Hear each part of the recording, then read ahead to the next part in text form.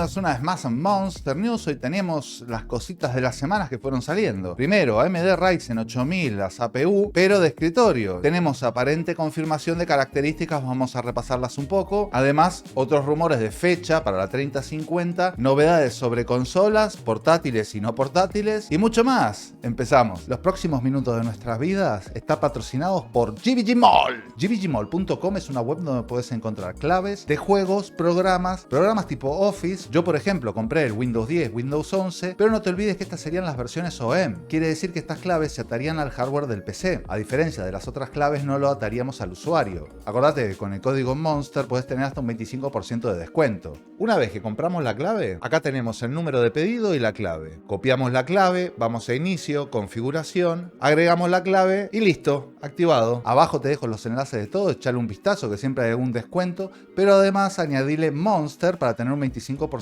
extra de descuento. Y ahora seguimos, pero antes... Gracias, GVG Mall.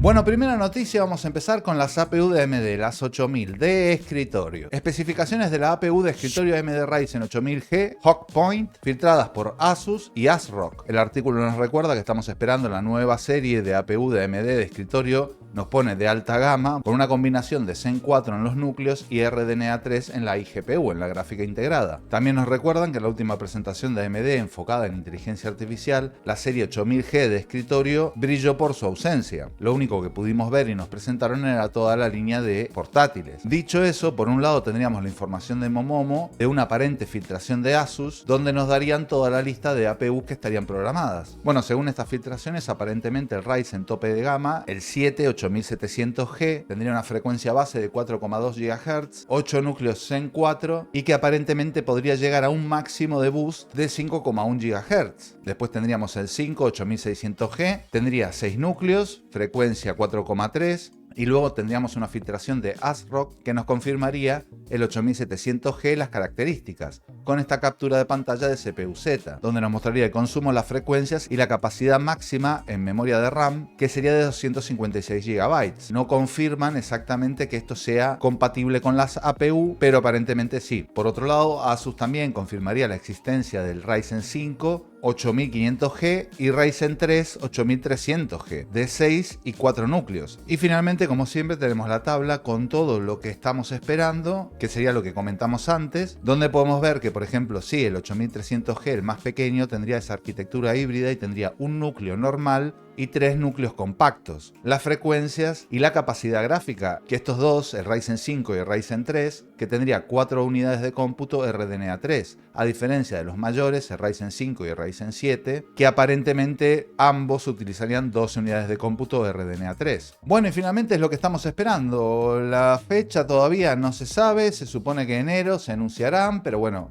todavía no se tiene claro del todo. Pero en cuanto a prestaciones, pueden ser mejores, pero más o menos similares a los que estamos teniendo las consolas portátiles. Lo único que estos podrían utilizar un mayor consumo, ergo mejor rendimiento, quiero creer. Pero bueno, a medida que vaya pasando el tiempo iremos viendo fechas más concretas, además de qué tipo de rendimiento pueden llegar a tener. Pero por otro lado, se informa que la Nvidia GeForce RTX 3050 6 GB se lanzará en febrero del 2024 a $179. Esto es un rumor, pero por lo visto sí nos están confirmando lo que es el precio. Ya hablamos de esta gráfica en el Monster News pasado, pero nos faltaba el precio. Acá tenemos los próximos lanzamientos de Nvidia, que la primera poco caso le tenemos que hacer porque es para China, que sería la 4090D el 28 de diciembre, 4070 Super 17 de enero, 4070 Ti Super el 24 de enero, 4080 Super el 31 de enero y esta pequeñita, la 3050 de 6 GB el 24 de febrero. Y como nos comenta el artículo, si hablamos en dólares, la actual 3050 con 8 GB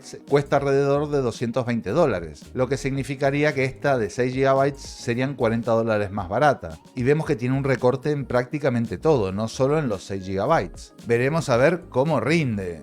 Esta será la versión más económica que tenga Nvidia para todo el año que viene y me imagino que el próximo. Pero por otro lado, pasando a consolas, Microsoft habría cancelado el lanzamiento de la nueva Xbox X digital, también conocida como Project Uther. Bueno, no sé si recuerdan, ya hemos hablado de esta consola, que iba a ser 100% digital, que en teoría iba a salir, pero según este artículo dice que no. ¿Pero qué pasa? Tenemos este otro artículo más reciente que dice: Se rumorea que la Xbox de la próxima generación contará con una arquitectura AMD Zen 5 y RDNA 5. Como nos recuerda el artículo, sería la quinta generación de consolas Xbox. Según estos nuevos rumores de Red Gaming Tech, se afirma que Microsoft estaría acelerando el lanzamiento de esta consola, y de pasar del 2028, cuando originalmente estaba planeado, a pasarla al 2026. Y como nos comenta el artículo, Microsoft estaría respondiendo el lanzamiento de PlayStation 5 Pro, supuestamente programada para el cuarto trimestre del año próximo. Acá tenemos la hoja de ruta original. También contarían con NPU, unidades de procesamiento neuronal, que estos serían para algoritmos locales de inteligencia artificial. Acá tenemos la hoja de ruta junto al desarrollo de las arquitecturas de AMD, por lo que puede llegar a ser factible que en el 2026 ya tengamos Zen 5 y RDNA 5. Y abajo de todo tenemos todo el resto de consolas, lo que se rumorea tanto de la PlayStation 5 Pro y la próxima Xbox. Pero en definitiva, lo que estamos esperando realmente, lo próximo que se espera es la PlayStation 5 Pro, que mantendría los núcleos actuales, la arquitectura de núcleos actuales, con un pequeño refresh, pero incorporaría RDNA 3, que es lo que utilizarían ya las consolas nuevas como la ROG Ally o la Legion Go. Pero teniendo en cuenta esto, lo interesante que si te querés comprar una consola, mírate estos precios. La Xbox Series X está por 419 euros en España. Bueno, en España y en toda Europa. O sea, está a un precio muy bueno. Así que ahí está la opción. Pero por otra parte, si tenés más dinero y querés que sea portátil, tenemos esta opción también. La computadora de mano AOXOE A2 con Ryzen 7 7840U y 32 GB de memoria LPDDR5X 7500. Se lanzará a $699 el 22 de diciembre. Bueno, realmente tenemos una máquina muy similar a lo que es la ROG Ally, tanto en aspecto, precios como en prestaciones, lo único con más memoria de RAM y más rápida. Sería una pantalla de 7 pulgadas con una resolución 1920 x 1200, pero como nos destaca el artículo, sería una pantalla que prácticamente no tendría marcos, o no tendría. Y luego iría al tema de las memorias, que es lo que destacamos antes, que serían 7500, que sería la misma velocidad de las memorias que tendría la Legion Go, pero sería más rápida que las memorias de la ROG Ally. Esto sí, en estas APU hay que tenerlo en cuenta, simplemente porque nos va a dar un mejor rendimiento. Luego seguiríamos con las características, tendríamos una versión también pasada con el 6800U y todo el resto de precios. Y finalmente tendríamos la tabla con todas las consolas portátiles que tendríamos hasta el momento, incluyendo la Steam Deck OLED. Así que esta estará disponible el 22 de diciembre.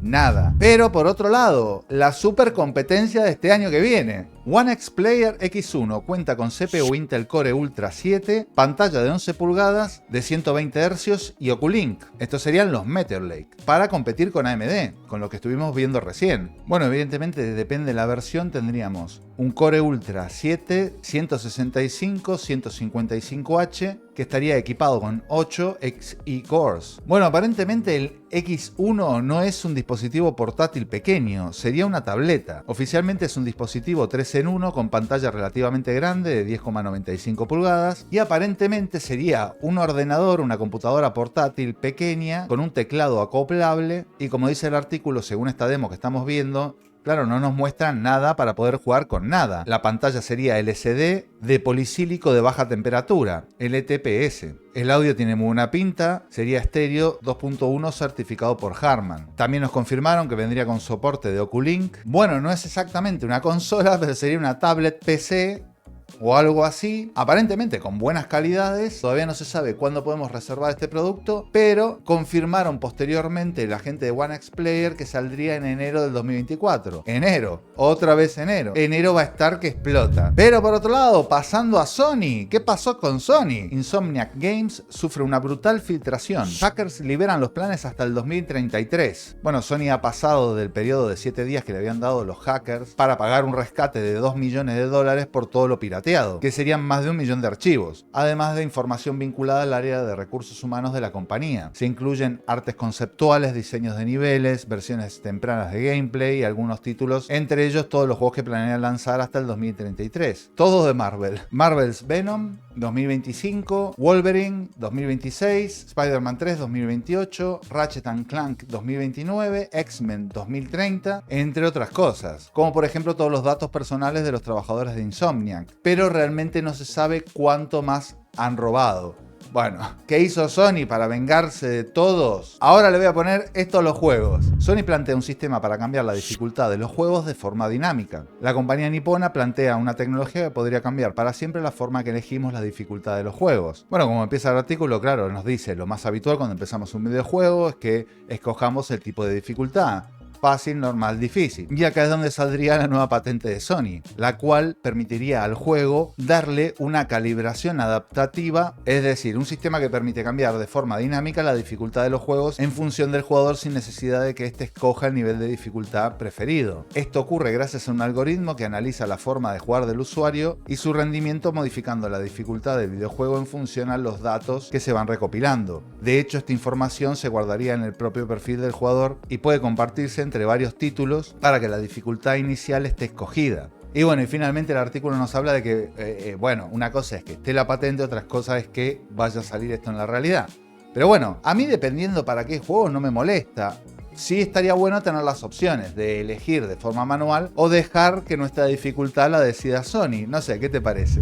Es más, esto es todo, amigos. Pero acordate lo que decía Michael Jordan. Nunca pienso en las consecuencias de fallar un gran tiro. Cuando se piensa en las consecuencias, se está pensando en un resultado negativo. Chao.